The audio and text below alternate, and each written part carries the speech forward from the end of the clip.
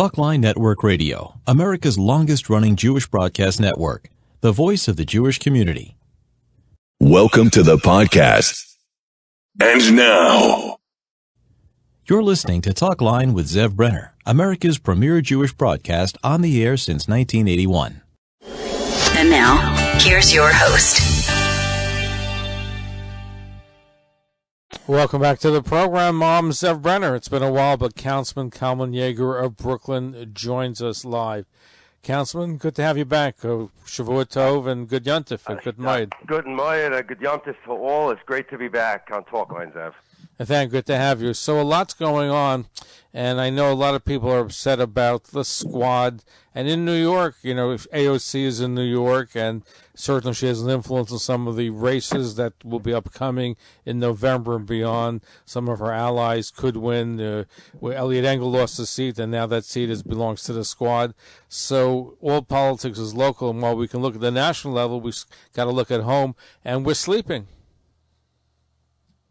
Well, I don't think I'm sleeping, and I don't think you're sleeping. No, but I'm just saying, but we as a general, I like to think that the bulk of our community is not sleeping, and they're paying more and more attention to the true dangers of some of the anti-Semites who are running in New York City. And, this year I tried to call attention to some of the anti-Semites who are running locally for citywide office, for city council, including a neighboring district that represents a piece of Borough Park is going to be represented by somebody who can only be defined as an anti-Semite. She's tweeted messages about globalize the Intifada, and she's going to be representing thousands of Hasidic families in my community. So there's a clear and present danger. There's no doubt about it, and it's something that I've been talking about for as long as I've been in office and far longer than that, but it's become more and more significant over the last several years, to be sure. And I think now is very critical because you have a small amount of people make a lot of noise, and they can be effective. Well, there's no doubt about it. I mean, the reality is that, you know, this phenomenon of the acceptance of anti-Semitism in a real loud and public way in political views and in people who hold public office started with AOC's election year. That was the year Ilhan Omar ran and won. That was the year AOC ran and won. And that's extended itself to the state legislature, and it's extending itself. We're going to see on January 1st when the new council comes in, it's going to extend itself into city council even more so than it is right now. I've talked about them. One of the very few people who will get up in their own house of legislature and talk about the anti-Semites with whom he serves, and I've done that. I'm not embarrassed to point my finger at somebody in the city council and say, you're an anti-Semite, and I'm going to call you one. I unfortunately feel that when the next council takes office, I might find myself doing that more and more often. Whatever happened to Charles Barron, by the way? Well, he is going to be returning to the city council. He ran for his old seat that is being vacated by his wife, also Councilmember Barron, who's leaving office because of term limits. And the city council has had a Barron in it since 2002. He was first elected 2001, and he traded with his wife and went up to Albany. And now she was in Albany, and now he's in Albany. He's coming back to the council. Who knows what happens with his seat in Albany next year? So, look, I look at what happened in Congress, for example, on the Iron Dome vote, which I'm sure we'll talk about. There were 11 no's when you consider the no's and the voting and those who voted present. There were 11 out of 435 members of Congress. That's not a great percentage. And when I look at the city council, the percentage of anti-Semites in the council is not that much greater than the percentage of anti-Semites in the Congress. So I guess, it's the right of every American to be represented by an anti-Semite. It's also the right of me, and frankly, it's my job to go out there and say so and call it out and point out the anti-Semites and who they are and make sure that they're shamed for it. Well, in the case of the squad with AOC, first of all, AOC, when it came to the second bill, which reinstated the funding, the $1 billion funding for the Iron Dome, AOC changed her vote from no to yes. I think she was looking at her home base. She cried afterwards. No, she didn't. Zev, I have to correct you. She did not vote in favor of the bill. She put present, which she didn't. I meant to say she shouldn't have voted against the bill. Yeah. That's not really the case. This is a present vote, a vote of present on the floor of Congress. In effect, is a no vote because it's the opposite of yes. And you need to have a majority of yeses to pass something. Now, obviously, in the case of 435 members of Congress, when there are only 11 or 9 noes and 2 presents, the bill is not going to fail. But if it was a close vote and she voted present, that would have affected the passage of the bill. Same thing in the city council. We need 25 votes to pass a bill. If 20 people vote no and 10 people vote our version of present, which is called abstain, the bill will not pass. So giving her the check mark of that, well, if she didn't vote no, she of course voted no. That was her intent, and she made a big show with her fake tears afterwards. I tweeted that she was crying because not enough Jews would be killed, and she wasn't able to make more Jews be killed. She hates Israel. She's so proud of her hatred for Israel, and she put out a statement right after the vote explaining how much she hates Israel and how much she devalues what the Iron Dome does by lying about it. They call it a weapon. It's not a weapon. It's in effect, it's a high-tech bulletproof vest for the people of Israel, of all religions, Jews, Muslims, Christians, anybody, or none of the above. Anybody who lives in Israel is protected by this high-tech bulletproof vest that is there to fend off the bullets being sent over from Kazakhstan into Israel. That's what it's there for. And anybody who can oppose it is simply saying, we want more dead civilians. We're not satisfied with the number of civilians that Hamas is able to kill. We want more. That's AOC's position. And it's a horrible position, but there's talk about her running against Chuck Schumer. I'm just saying what some of the pundits have said, that maybe she was a little nervous about New York because if she goes against Chuck Schumer... I will tell you what I think is something a little more parochial. I don't think she has the courage to run against Chuck Schumer. She'd be an idiot for doing that, and as dumb as I think she is, I don't think she's that dumb. She still needs a job. But what I do think she's concerned about is redistricting. And in the shuffling of seats, New York State is going to lose a seat, which means geographically speaking, many districts are going to change their borders. Her district is Queens and the Bronx. And in the Bronx, she currently represents Pelham Parkway. Her district can easily take in more pieces of the Jewish areas of the Bronx, for example, Riverdale. God help the Jews of Riverdale. I hope that's not the case. Pelham Parkway was once a strong and vibrant Jewish community and still has a Jewish community in it. And unfortunately for them, they are represented by New York's most prominent anti-Semite in Congress. But God help the Jews of Riverdale if her district takes that on. I think, though, she was looking forward, in a sense, to, in case she gets a primary when she runs for re-election, which I'm absolutely confident she's going to do.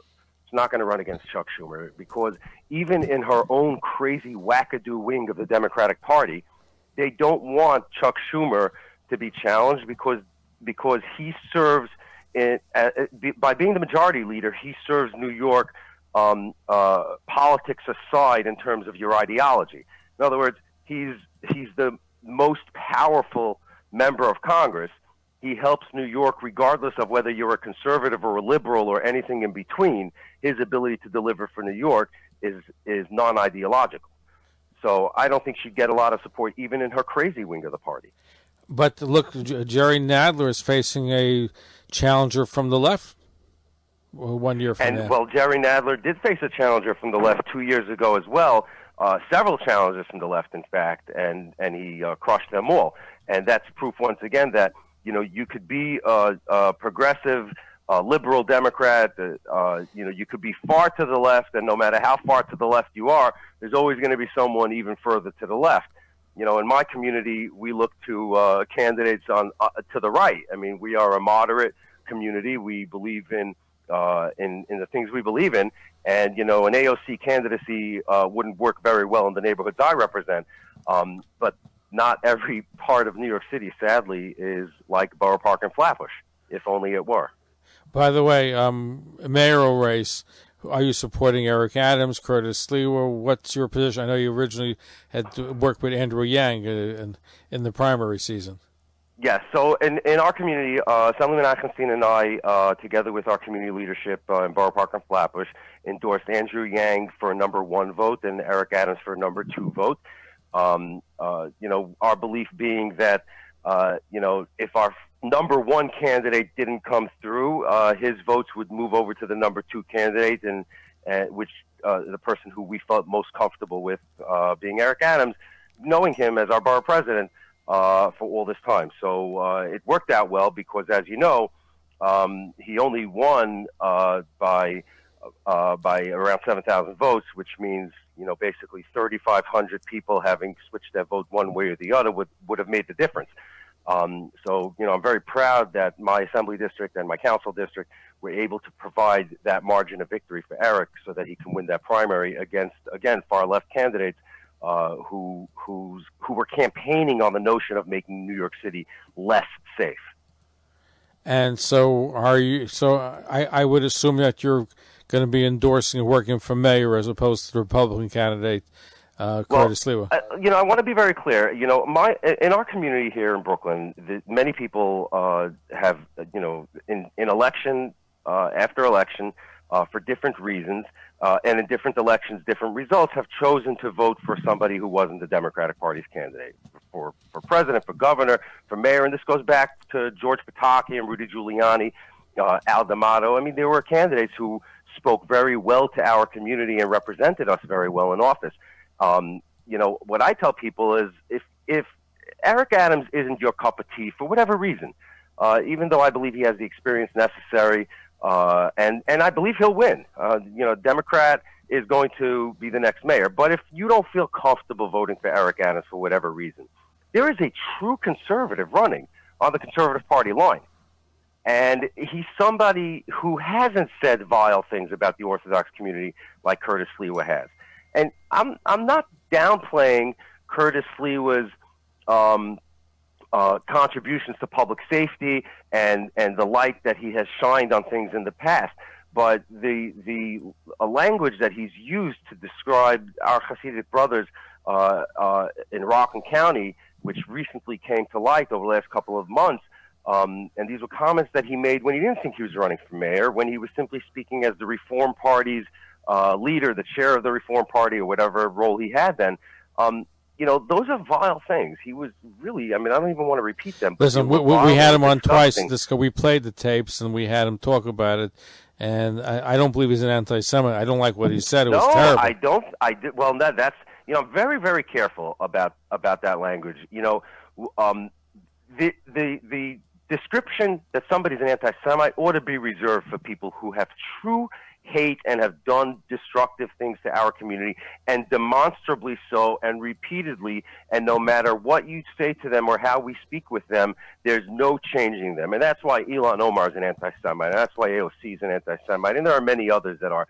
To call Curtis Lewa an anti-Semite, I'm not sure is the best use of the term anti-Semite. And it's not true. But the things he has said about Orthodox Jews are unforgivable. They're just not forgivable. And I think it's, to ignore them, to pretend like they were never said, I think is a mistake. And, look, that's why I tell people, if you don't like the Democratic candidate, you shouldn't vote for the Democratic candidate. Vote your conscience. And I'm telling people that for every office, for public advocate, the current public advocate is Jamani Williams running for re-election. The candidate for city controller is Brad Lander. I've been very clear about what I think about his relationship with our community. There are conservative party candidates who are running. And follow us on Facebook, Twitter, and Instagram.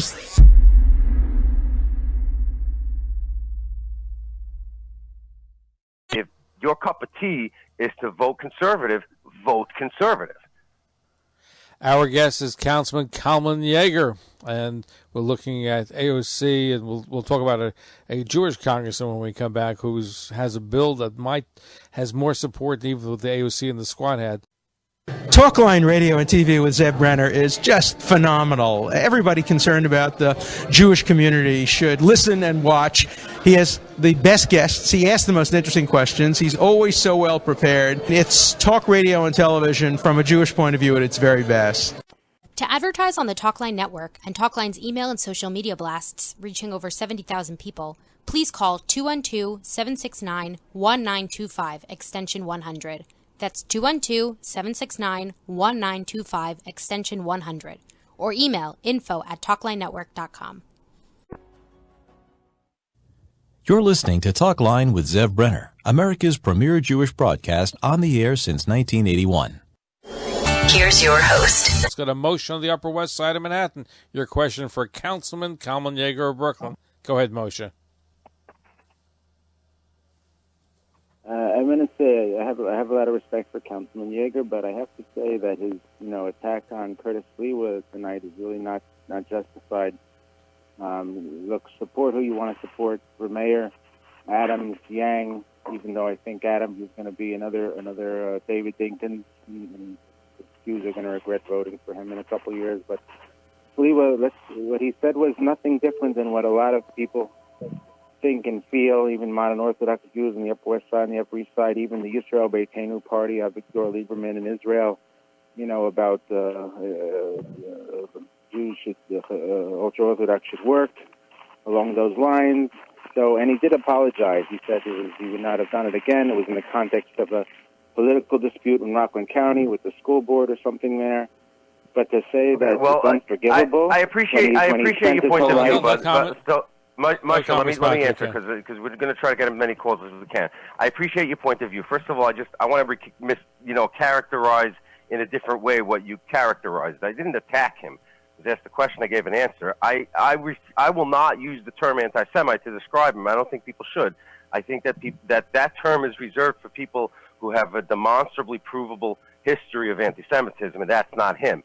But he said something 2 years ago, and the only time he apologized, and I don't want to call it an apology except to say that, he says it's an apology, was now, when it came out. Kalman, that's not true. He said that I had him on 2 years ago, right after the incident, and he did take it back. He was stronger now than he was 2 years, but he did take it back. Fair enough then. And to say that that because those things that he said, other people have said it too, therefore it's okay, I think that's a very dangerous slope for us to travel down, because that's how we get a lot of people saying things that are not okay. The fact that Yisrael Beitenu says that as its policy position doesn't make it okay, and I still vehemently disagree with it. The Hasidic community up there contributes incredibly to the economy of upstate New York, and what he was trying to do was what I always talk about on this program and on the council floor and everywhere else: divide and conquer politics, pitting us against everybody else for a political conquest to be won. That's not good politics. I don't care who you are, and I don't care what party you're in. And by the way, I'm the guy who can say it because I support Republicans. I support conservatives. I have no problem doing that. Guess what? I run on the Republican line this year. I'm running on the Conservative Party line this year. And you know what true conservatives get?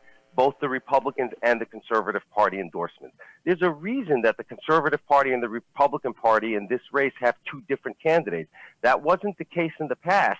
That's the case this time. So, I'm not calling him an anti-Semite. It's not an attack on him. And I'm not saying that people should, that they have to, choose to support. They must support Eric Adams because of whatever Curtis Lewa said. I'm saying if you believe that you need to choose a conservative candidate, there's a choice.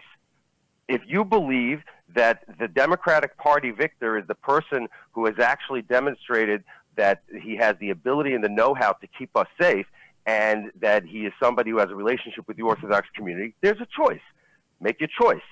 But I'm saying that those who say we must vote Republican because we believe in conservative values, choosing Curtis Lewa because of that is not valid. That's all. Okay, let's go on. Let's go to Stan in Forest Hills. Go ahead, Stanley in Forest Hills. Yes, Councilman, how are you? Good, Mike. How are you? Okay. Councilman, Yes, sir. Why won't you name the man in the Bronx who you claim to be an anti-Semite? What congressman? What is his name? What's sorry, his name? Did I say somebody in the Bronx? somebody who was elected in the Bronx. Congressman Bauman. What's his name? I'm sorry. Elliot Engel. Jamal Bauman. Congressman Bauman, who beat Elliot Engel. Right. Okay, that's still. I don't understand why you don't want to name his name. I mean, if he's an anti-Semite. No, I'm not. I'm not hiding it. I name anti-Semites. Part of what I do. No. Okay, I didn't know. But the second thing I want to ask you, which is even more important to me, is congestion pricing.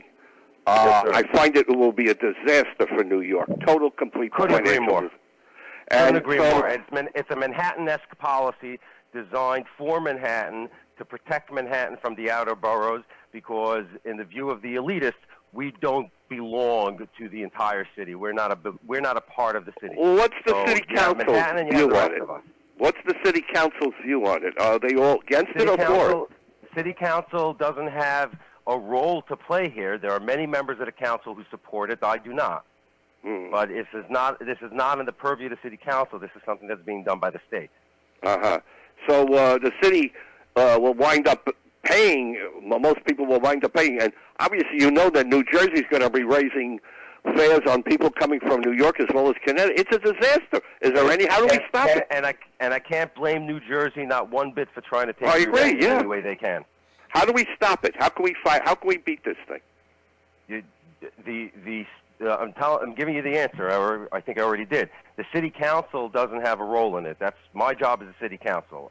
This is something that passed already in the state legislature, and it's going through the review process now, the public hearings, to try to determine which types of vehicles or which types of enterprises or which types of drivers will be exempted from the tolls and the specific parameters of it. And that's going to take a little while, because under federal law, the state has to do an environmental impact assessment to try to figure it out. And at some point, within a couple of months or a year or two or somewhere there, but not 10 years, it's going to happen.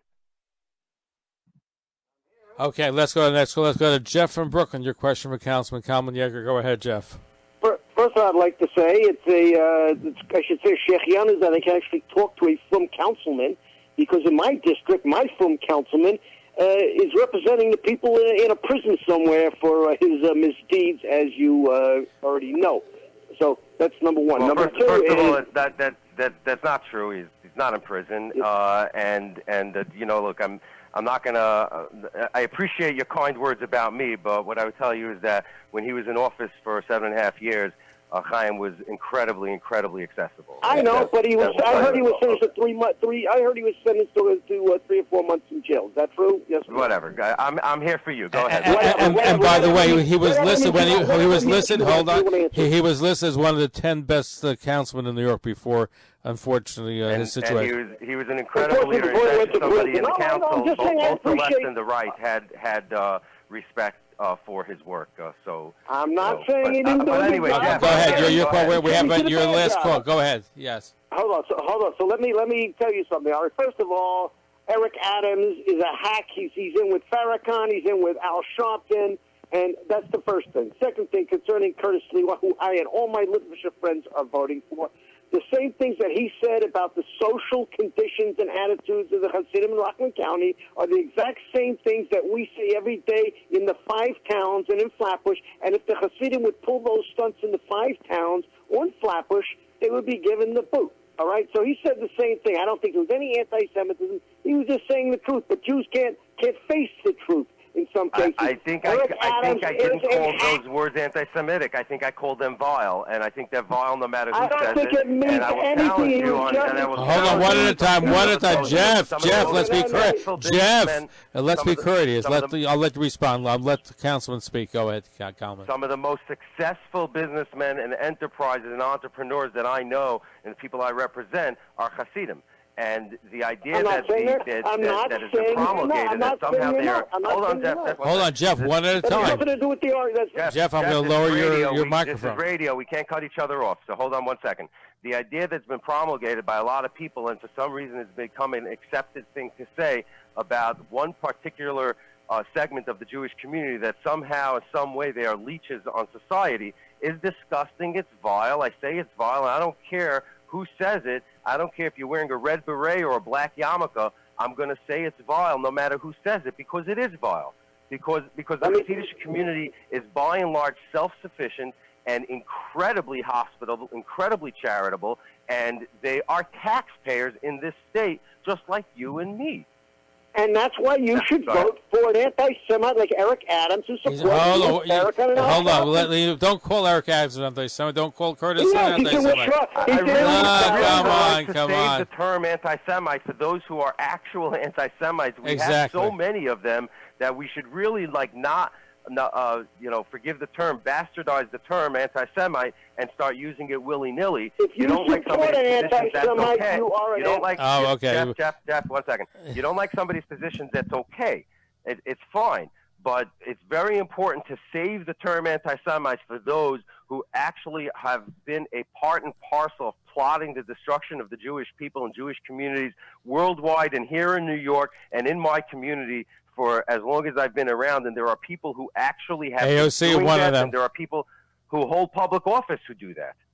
Anyway, Jeff, I appreciate your phone call, but just hope next time you'll be a little more civil. We're all out of time, Councilman Kalman. I want to thank you. We look forward to having you back again very soon. Thanks so much. Follow us on Facebook, Twitter, and Instagram.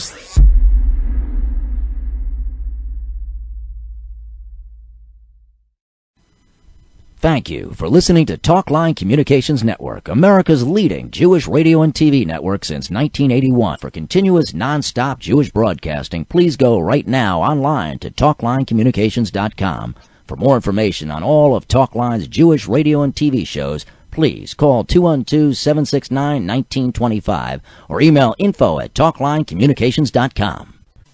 Our 24-hour-day listen line is 605-562-5174. That's 24-hour-day listen line, 605-562-5174. Thank you for listening. Talkline Network Radio, America's longest-running Jewish broadcast network, the voice of the Jewish community.